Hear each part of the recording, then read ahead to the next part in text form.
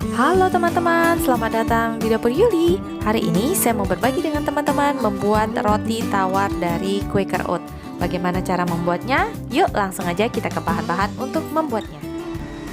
Nah teman-teman, selain kita bikin bubur Quaker Oat-nya seperti ini, ya, ini kita aduk-aduk. Pokoknya dia harus sampai suhu ruang. Ini sudah suhu ruang. Kita siapkan bahan yang lain. Di sini saya sudah sedia ini saya sudah sedia di sini 280 gram tepung terigu protein tinggi atau bread flour. Ya, saya pakai cakra kembar emas oriental. Di sini 1,5 sendok teh yeast atau ragi instan dan ada sekitar 25 gram gula pasir. Lalu di sini juga saya sudah sediakan 130 ml susu. Kalau kalian nggak mau pakai susu lagi, boleh diganti dengan air biasa. Lalu di sini saya juga udah sedia 30 gram mentega atau butter. Saya pakai ancor dan setengah sendok teh garam. Nah, ditambah juga dengan buburnya nanti ya. Nah, ini kita akan langsung ke mixer dan kita ulen semua bahan ini. Nah, seperti ini ya teman-teman. Ini kita buka dulu. Lalu saya akan tuangkan si adonan keringnya dulu ke dalam sini. Kelihatan nggak? Nah, kayak gini ya. Saya tuang dulu adonan keringnya tadi. Adonan Quaker Oat-nya juga saya tuangin aja. Nah, ini saya tuangin di sini adonan Quaker Oat-nya.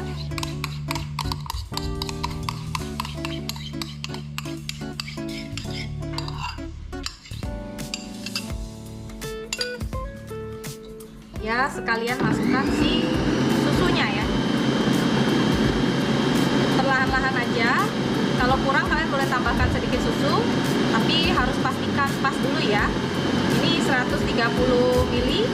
Kalau kurang boleh ditambah.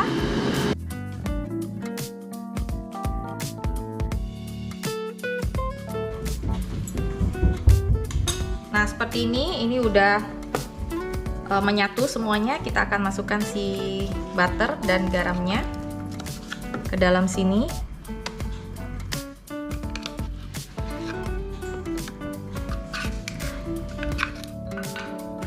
Nah, ini kita kocok lagi sampai dia window pane ya, atau kalis elastis.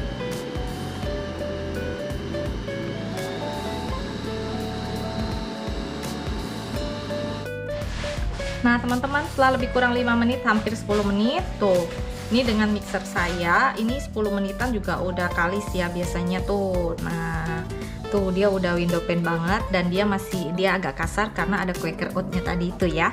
Nah ini udah selesai. Ini kita akan proofing yang pertama seperti ini ya. Saya juga udah siapkan baskom yang diolesi dengan minyak goreng.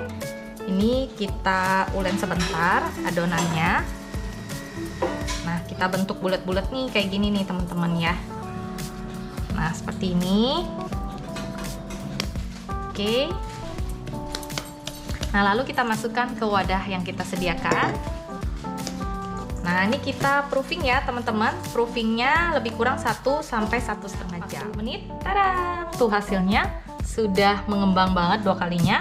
Ini kita kempeskan dulu adonannya ya, supaya dia bisa jadi empuk lagi nanti ya. Nah, kita siapkan rolling pin juga seperti biasa yang buat bikin roti tawar. Saya biasanya permukaan alas kerja kita kasih tepung terigu sedikit aja. Saya juga udah siapkan loyang ukuran 20 x 10 x 10 cm ya, tingginya 10 cm. Kalau kalian punya loyang yang lebih besar kalian boleh pakai ya, tapi kalau kecil dari ini kayaknya nggak bisa ya, karena nanti akan jadi tinggi banget ya. Nah, ini langsung aja kita taruh di meja kerja kita. Kita beri tepung bagian bawahnya supaya nggak lengket. Lalu kita gulung seperti biasa ya, bikin roti tawar. Nah, seperti ini.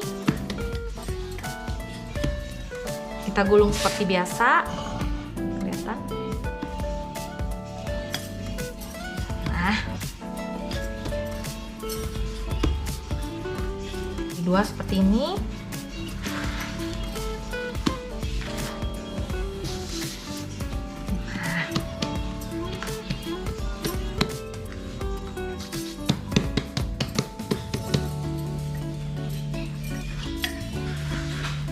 Nah, kita ulen yang kita punya ya, lebarnya ya. Ini bagian bawahnya kita pipihkan sedikit supaya gampang untuk dilipatnya nanti.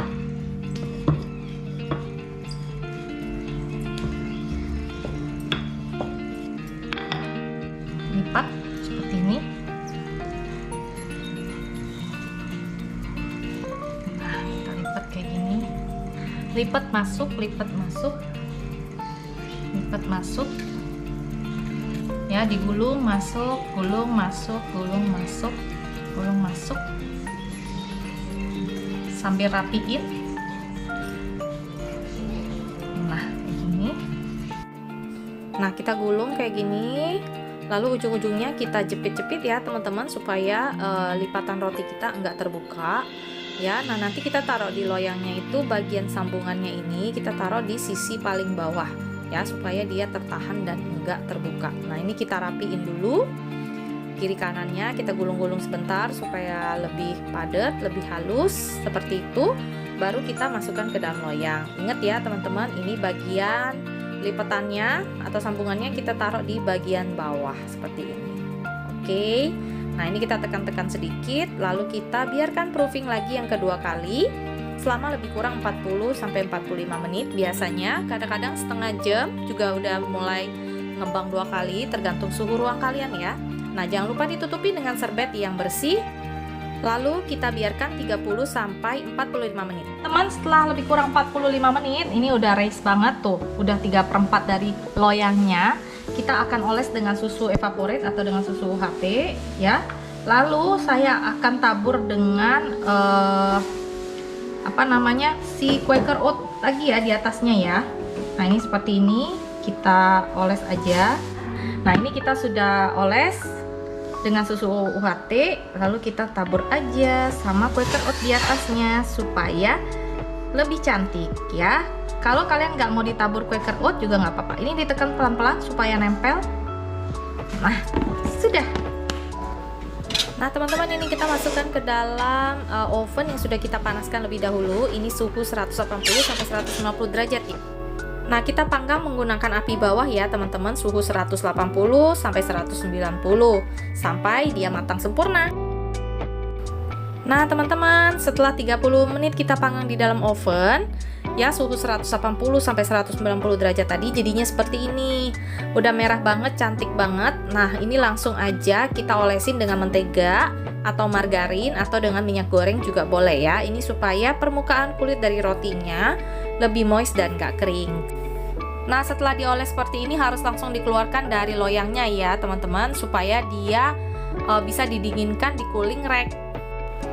Nah, seperti ini, setelah selesai dioles langsung kita keluarkan dari loyangnya ya teman-teman.